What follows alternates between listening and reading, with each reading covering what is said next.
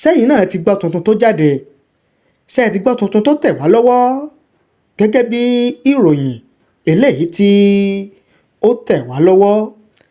A gbọ́ pé bàbá àgbà amòfin lórílẹ̀‐èdè Nàìjíríà, amòfin àgbà Babafẹ́mi Fálànà SAN, a gbọ́ pé wọ́n ti kọ ìwé ẹ̀sùn alágbára, wọ́n ti kọ sí àjọ DSS lórílẹ̀‐èdè Nàìjíríà lórí ikú bàbá Arógunfálè, bàbá Ọ̀yọ́tójí. Ṣé ẹ rántí, ṣé ẹ gbàgbé nínú oṣù kẹrin ọdún 2025 wípé bàbá Ọ̀yọ́tójí dágbére fáyé lẹ́yìn tí wọ́n lu bàbá Ọ̀yọ́tójí ní ààfin kábíyèsí Aláàfin tìlú Ọ̀yọ́ Ọba Bímbọ́lá Akeem Ọwádé. Látìgbà yẹn ó ní ọ̀rọ̀ yẹn ti ń jà rìnrìn lórí ẹ̀rọ ayélujára. Akàntì ẹ̀rọ kọ́kọ́ gbé bàbá yìí, ìyẹn amòfin àgbà Fẹ́mi Fálànà, wípé wọ́n kọ̀wé sí iléeṣẹ́ ọlọ́pàá lórílẹ̀‐èdè Nàìjíríà nígbà náà, tí wọ́n sì dàrẹ́ẹ̀tì ìwé yẹn sí ọ̀gá àgbà ọlọ́pàá lórílẹ̀‐èdè Nàìjíríà alàgbà Ẹgbẹ́tókun.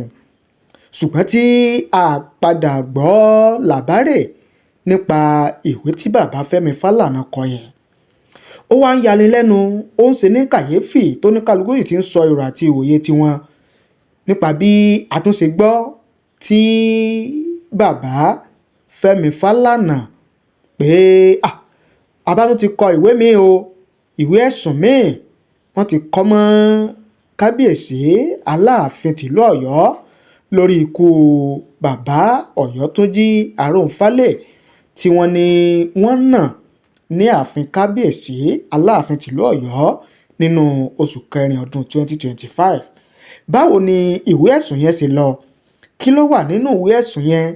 Kí ni àwọn ẹ̀sùn tí bàbá Fẹ́mi Fálànà tí wọ́n kọ mọ́ kábíyèsí Aláàfin tìlú Ọ̀yọ́ lórí ikú bàbá Ọ̀yọ́tójí? Ó ní mo fẹ́ mú wá fún yín, tí mo sì fẹ́ kí ẹ farabalẹ̀ kẹ́ ẹ jẹ́ ká jọ gbọ́ gẹ́gẹ́ bí ó ṣe tẹ̀ wá lọ́wọ́ láti bẹ̀rẹ̀ títí dé ìparí. Ìwé ọ̀hún pọ̀, kódà ìwé ẹ̀sùn alágbára ni. A mú wá fún yín, ṣùgbọ́n kí n tó mú wá fún yín. Otasansan Media àtúntìdé o, níbikíbi nígbàkúgbà iṣẹ́ wa o, ó kárí ayé. Otasansan Media, ilé-iṣẹ́ tí Èdùmàrè gbé kalẹ̀ fún gbogbo ẹni ó fẹ́ ṣe ayẹyẹ bíi wedding, birthday, funeral, coronation, anniversary, concert, product launch àti bẹ́ẹ̀ bẹ́ẹ̀ lọ. Àwọn irinṣẹ́ wa kọjá bẹ́ẹ̀, professional camera wa mú sánsán, lightning wa mọ́lẹ̀ kedere, sound wa já tòròtò, drone camera wa wúni lórí, editing wa ò lẹ́gbẹ́, finishing wa kọjá bẹ́ẹ̀. Bẹ́ẹ̀ làwọn òṣìṣẹ́ wa kọ́ṣẹ́mọṣẹ́ pẹ̀lú ìrírí bá a ṣe gbé kámẹ́rà ya áńgù lóríṣiríṣi. Kódà bẹ́ẹ̀ fẹ́ ṣe documentary, ẹ pè wá kábàáyé gbé kalẹ̀ lára ọ̀tọ̀ pẹ̀lú owó tí ò gún pa. Àtúnbáni ṣe MC lóde ayẹyẹ gbogbo. Ẹ pè wá sójú òpó 07063291779. Iléeṣẹ́ wa wà ní nọ́mbà 13 Ọlágòkè Àkànó Street, Àbáyọ̀mí Ìwó Road, Ìbàdàn. Otasansan Media níbikíbi. Kí làwọn èèyàn wí, kí làwọn èèyàn ń sọ? A mú wá fún yín, ṣùgbọ́n ṣáájú ẹ jẹ́ kí n kọ́kọ́ mú ìwé ẹ̀sùn tí bàbá Fẹ́mi Fálànà tí ọkọ̀ mọ́ Aláàfin tìlú Ọ̀yọ́ lórí ikú bàbá Ọ̀yọ́tójí Arógunfálè tó dágbére fáyé nínú oṣù kẹrin ọdún 2025, èyí tí wọ́n ṣẹ̀ṣẹ̀ kọ sí àjọ DSS lórílẹ̀‐èdè Nàìjíríà. Ó yá, ẹ jẹ́ kí n mú wá fún yín kí a jọ gbọ́ gẹ́gẹ́ bí ó ṣe tẹ̀ wá lọ́wọ́. Wọ́n ní Fálànà petitions DSS over alleged palace torture, death of Ọ̀yọ́tójí chief after visit to Aláàfin of Ọ̀yọ́. In a petition dated September 22, 2025 and addressed to the Director General of the DSS, Fálànà accused the Aláàfin and his palace aides of subjecting the late chief and members of his entourage to severe torture that allegedly led to Arógunfálè's death days after. Nigeria's foremost human rights lawyer, Fẹ́mi Fálànà SAN, and his law firm, Fálànà and Fálànà Chambers, have petitioned the State Security Service SSS over the alleged brutal assault and eventual death of Chief Lukman Suleiman Ojora Aronfale, the Baba Oba of Oyotunji village in the United States, following a visit to the palace of the Abimbola Hakeem Owade Aláàfin of Oyo. In a petition dated September 22, 2025 and addressed to the Director General of of SSS, Falana accused the Aláàfin and his palace aides of subjecting the late chief and members of his entourage to severe torture that allegedly led to Aronfale's death days later. The petition, written on behalf of Oladotun Ayodele, Adeola Ayodele, Itipole Awoyemi, and Roselyn Ayoka Aronfale, stated that the incident occurred on April 17, 2025, when the group visited the Alaafin's palace in Oyo Town, Oyo State.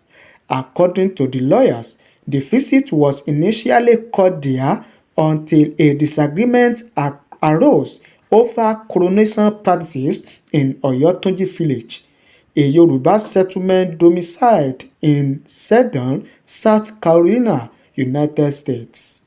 The late Chief Aronfale reportedly explained that the Oni of Ife had traditionally handled coronations in the community from its inception.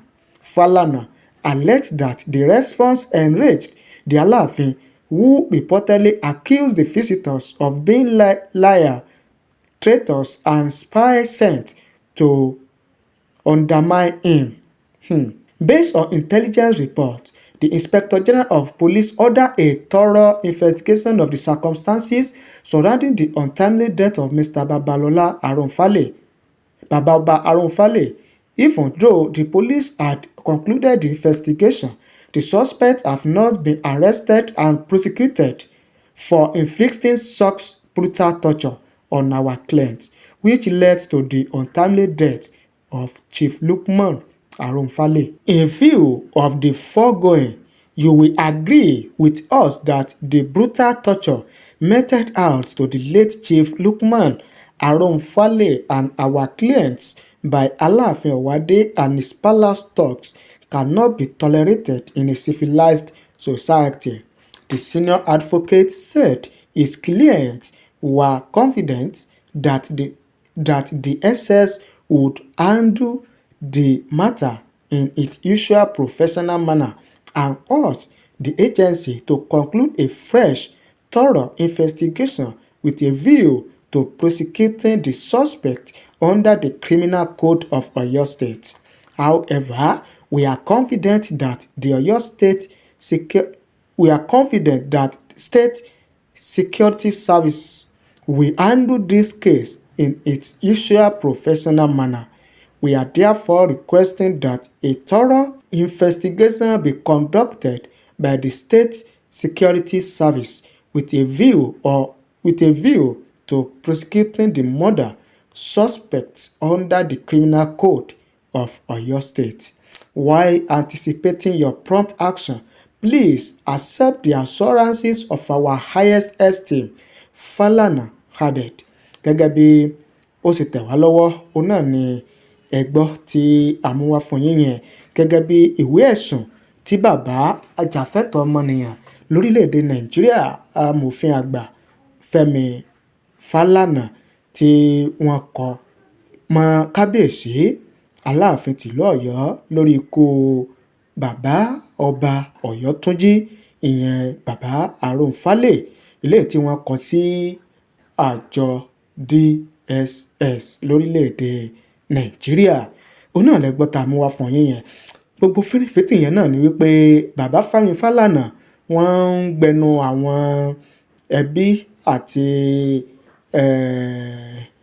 ọmọ bàbá Aronfale, wọ́n ń gbẹnu wọn sọ, wọ́n sì kọ̀wé sí àjọ DSS lórí Nàìjíríà wípé lóòótọ́ ní iléeṣẹ́ ọlọ́pàá ti bẹ̀rẹ̀ iṣẹ́ ìwádìí wọn nígbà náà lọ́hùn-ún tí wọ́n sì sọ wípé àwọn ti parí iṣẹ́ ìwádìí wọn nígbà náà, ṣùgbọ́n tí a padà gbọ́ nǹkan kan mọ́ lórí ìṣẹ̀lẹ̀ náà. Ṣùgbọ́n pẹ̀lú àwọn nǹkan tí wọ́n fojú bàbá yìí rí, tí ó jẹ́ pé òun náà ló tún yọrí sí ikú bàbá yìí, wípé kò yẹ kí ó lọ bẹ́ẹ̀, pé àwọn sì nígbàgbọ́ nínú àjọ DSS lórílẹ̀ Nàìjíríà gẹ́gẹ́ bí wọ́n ṣe máa ń ṣiṣẹ́ wọn bó ṣe tọ́ àti bó ṣe yẹ. Àwọn nígbàgbọ́ pé táwọn bá fi lè tó wọn létí pé wọ́n ó gbé ìgbésẹ̀ akin àti ìgbésẹ̀ tó tọ́ láti ṣe ìwádìí ìṣẹ̀lẹ̀ náà ní ọ̀rìn kíniwín, kí wọ́n sì fa ìdí òdodo yọ lórí ìṣẹ̀lẹ̀ náà. Ìdí rèé o táwọn fi kọ ìwé sí àjọ DSS kí wọ́n lè bá wọn ṣe iṣẹ́ ìwádìí lórí ìṣẹ̀lẹ̀ ikú bàbá Ọ̀yọ́túnjí, bí àwọn ìsọmọgbé bàbá kábíyèsí Aláàfin tìlú Ọ̀yọ́ bí wọ́n ṣe na bàbá Ọ̀yọ́túnjí àti àwọn tí wọ́n jọ kọ́wọ̀ọ́rìn nígbà náà lọ́hùn nínú oṣù kẹrin tí wọ́n ṣe àbẹ̀wò sí kábíyèsí Aláàfin tìlú Ọ̀yọ́ pé kánjọ́ o kán bá wọn ṣe ìwádìí ìṣẹ̀lẹ̀ yẹn dáadáa, kí wọ́n sì jẹ́ kí àwọn ọmọ orílẹ̀-èdè Nàìjíríà kí wọ́n mọ ìdí òkodoro ọ̀rọ̀ bó ṣe jẹ́ gan-an ní pàtó. Òun náà ni ẹ gbọ́ tí a mú wá fún yín yẹn. Kí ni ìwòye àti èrò titi yín lórí eléyìí? Ẹ fi ṣọwọ́ sí wa ní ààyè comment nísàlẹ̀ fídíò yìí. A kà ó, a sì ṣe àgbéyẹ̀wò lórí rẹ̀. Ẹ ṣé bẹ́ẹ̀ ṣe ń wò wá, ẹ ṣé bẹ́ẹ̀ ṣe ń gbọ́ wá. Ẹ wá jẹ́ kí n mú èrò àti ìwòye àwọn èèyàn lórí bí ilé ẹjọ́ bó ṣe dá ẹjọ́ tí K1 The Ultimate ẹjọ́ tó pè bó ṣe dànù. Ẹ̀yìn ẹjọ́ tí K1 The Ultimate pè tó fi ní kílé ẹjọ́ kó dá wọn olórí ẹbí ìdílé Fúsẹ̀ǹgbùwà kó dá wọn dúró àti ìjọba àpapọ̀ lórí ìgbésẹ̀ tí wọ́n ń gbé láti yan ọmọye tí ó bọ̀ sórí ìtẹ́ Àwùjalẹ̀ tìlú Ìjẹ̀bú Òde. Ilé ẹjọ́ sì ti dá ẹjọ́ K1 The Ultimate nù pé ẹjọ́ tó ń pè ẹ̀bẹ̀ tó bẹ ilé ẹjọ́ yìí a lè ṣiṣẹ́ lórí ẹ̀ o, a lè pàṣẹ irú eléyìí tí ó béèrè yìí. Kí wá làwọn èèyàn ń wí, kí làwọn èèyàn ń sọ? Ẹ jẹ́ kí a mú wá fún yín. Gẹ́gẹ́ bí Ahmad, wọ́n ní sódà káfíyàn jẹ lèmọ́mù kó tún máa dún séríkì. Ishaq Ọlá, wọ́n ní you are greedy K1 The Ultimate. Adéwálé Olúwaṣẹ́gun Fúnmi, wọ́n ní ìran rẹ̀ ò kí ń jọba. Fake life tí ìyá rẹ̀ ń gbé nígbà tó wà láyé ló fi kọ́ ọmọ rẹ̀ Wàsíù náà. Ìyá rẹ̀ parọ́ fún un wípé ìdílé ọba ni bàbá rẹ̀ ti wá. Ìyá onírọ́ tó bímọ onírọ́. Fatai Ìdòwú, wọ́n ní Portable kúkú ti sọ̀rọ̀ lórí péèjì ẹ̀ pé kí gbogbo ẹ̀yin ọmọ Ìjẹ̀bú jára yín pé kẹ́ má fi hàn èèyàn jẹ ọba, pé olówó aláàánú ni kẹ́ ẹ fi jẹ ọba. Olójú kòkòrò ni K1 The Ultimate. Ọlọ́run kò ní jẹ́ kí àwọn Ìjẹ̀bú sì yan o. Àmín. Mufuliat Musa, wọ́n ní sẹ́rí nǹkan ẹni tí ó ti di Àwùjalẹ̀ tó ti ru àwọn ẹbí lọ, ẹni tí ò tí ì di Àwùjalẹ̀ tó ti gbé àwọn ẹbí lọ sílé ẹjọ́ bó tilẹ̀ dìbò ó ti wọlé. Adéníjì, wọ́n ní ẹ dákun mo fi Ọlọ́run bẹ̀ yín, ẹ má ṣe jẹ́ kí K1 The Ultimate jẹ ọba rárá o, ìlú máa tú ni o. Afọlábí Adémọ́lá, àwọn ní orí tí yóò jọba nínú agogo dẹni tí máa ń wá, ṣùgbọ́n K1 ti fi agogo dẹ tiẹ̀ kọrin náà ó sì tún ti fi ta tẹ́tẹ́ kó fi ẹni tí Ọlọ́run bá yàn sílẹ̀. Gẹ́gẹ́ bí ọ̀rọ̀ Afọlábí nìyẹn. Dorcas Ògúndèjì, wọ́n ní Wàsíù sáà ń dìgírèsì ara rẹ̀ kiri lórí nǹkan tí ò kàn án. Ọba Ìjẹ̀bú Òde ò tọ́ sí rárá. K1 kì í ṣe ọmọ Ìjẹ̀bú Òde. Oyè olórí ọmọọba pàápàá wọ́n gbà lọ́wọ́ ẹ̀. Ọmọ Èkìtì ni kó lọ jọba lẹ́kìtì. Alhaji Jelil Ajísáfẹ́, wọ́n ní ẹ jọ̀wọ́ ṣé kò ní ẹ̀gbọ́n ni tàbí àbúrò nílé bàbá ẹ̀ tàbí ìdílé ìyá ẹ̀, káwọn náà jáde pé ọmọọba ni àwọn àbí nǹkan míì wà níbẹ̀ ni. ọlọ́run kẹ́mi olùsànjọ́ wọ́n ní God bless you Mr. Alhaji Jelili Ajísafẹ́. Okay. Abdulateef Oṣuọlálé wọ́n ní ká mọ̀ tanra wa K1 kò tọ́ sí Àwùjalẹ̀ rárá torí pé ìgbéraga rẹ̀ ti pọ̀ jù. Gẹ́gẹ́ bí ọ̀rọ̀ àti ìwòye àwọn èèyàn òun náà ni ẹgbọ́ tí a mú wá fún yín yẹn gẹ́gẹ́ bí wọ́n ṣe fi tó wa lọ́wọ́. Abdulaziz Jimoh wọ́n ní ìlú fẹ́mi lóyè ló yẹ kí gbogbo wa máa jẹ́ ká máa fi agbára wá ipò kí ayé lè fẹ́ wa tá a bá jẹ oyè náà tán kí ìgbà wa lè rọ ìlú lọ́rùn. Ṣùgbọ́n tí ń ṣẹlẹ̀ yìí ó tojú sú ni o. Kí ni ìwòye yín? Kí ni èrò ti yín? Ẹ fi ṣọwọ́ sí wa láàyè comment nísàlẹ̀ fídíò yìí. A kà á sì ṣe àgbéyẹ̀wò rẹ̀ gẹ́gẹ́ bí ìṣe wa. Ẹ ṣé bẹ́ẹ̀ ṣe ń wò wá, ẹ ṣé bẹ́ẹ̀ ṣe ń gbọ́ wa.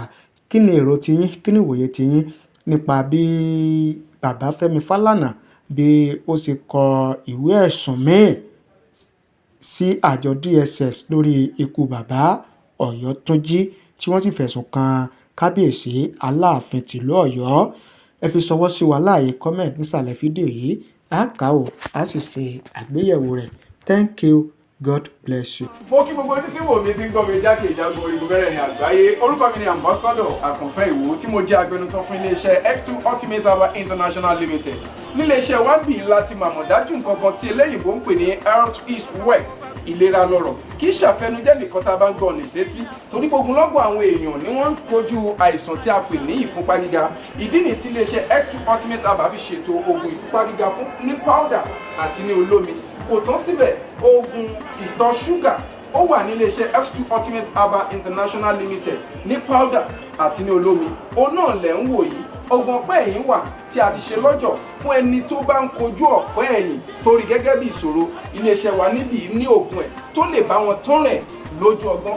Bákan náà, ogunlọ́gọ̀ àwọn èèyàn ni wọ́n jẹ́ oníbìísí tí wọ́n ti rora wọn pín wípé Ọlọ́run ò lè ṣe, ṣùgbọ́n tó jẹ́ pé àìsàn kan sómìíràn ní nǹkan di ọmọ bíbí wọn. Ó wà ní iléeṣẹ́ X2 Herbal International Limited fún ìwòsàn fún àwọn oníbìísí. Kò tó síbẹ̀ o, a ní ọ̀pọ̀lọpọ̀ oògùn tí a ṣe létò fún ẹni tó bá jẹ́ ẹni tó bá ní ikùn gbẹ̀ndù tó jẹ́ pé ọ̀rá ti pọ̀ jù lára ẹ̀, ó máa bá wa burn fat, a pè ní X2 burn fat fún obìnrin àti fún ọkùnrin. Bákan náà, ní iléeṣẹ́ X2 Ultimate Herbal International Limited, a ní egbòogi èyí tá a ṣe ní powder fún ẹni tó bá ń kojú àìsàn stroke. Ó wà ní iléeṣẹ́ X2 Ultimate. Tẹ́ ẹ bá lé èèyàn tó ní lẹ́gbẹ̀ẹ́, ẹ dán wò.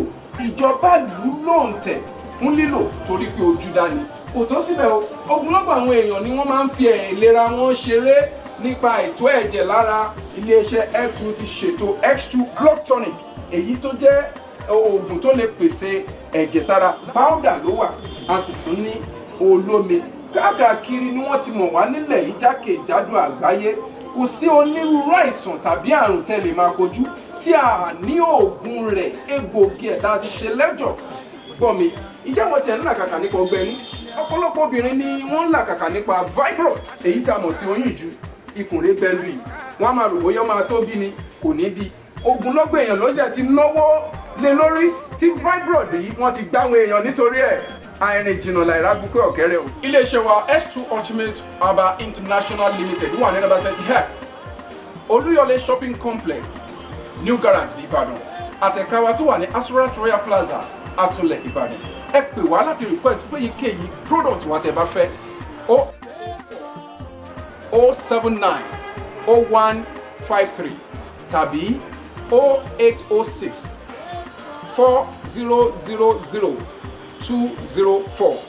Diaspora number wa +353 89 49 82 845. X2 Ultimate Herbal International Limited. Health is wealth with care. God is.